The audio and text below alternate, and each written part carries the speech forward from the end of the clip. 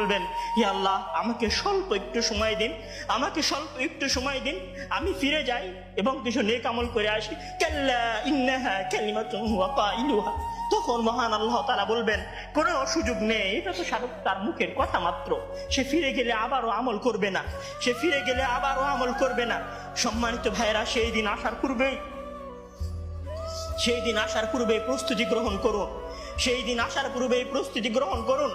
জেনে রাখুন, সেই দিন উপস্থিত হয়ে গেলে আর কোনো আমল করার সুযোগ থাকবে না। সেই দিন উপস্থিত হয়ে গেলে কবরে নাজাত পাওয়ার জন্য আর কোনো কিছু করার সুযোগ থাকবে না। সেই দিন এসে গেলে 2 রাকাত সালাত আদায় করে আল্লাহর কাছে ক্ষমা প্রার্থনা করার কোনো সুযোগ থাকবে না। সেই দিন এসে গেলে রাতে জেগে 8 রাকাত তাহাজ্জুদ সালাত আদায় করার কোনো সুযোগ থাকবে না। এখনো সময় আছে।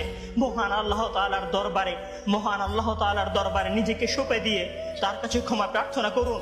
মহান আল্লাহ তাআলার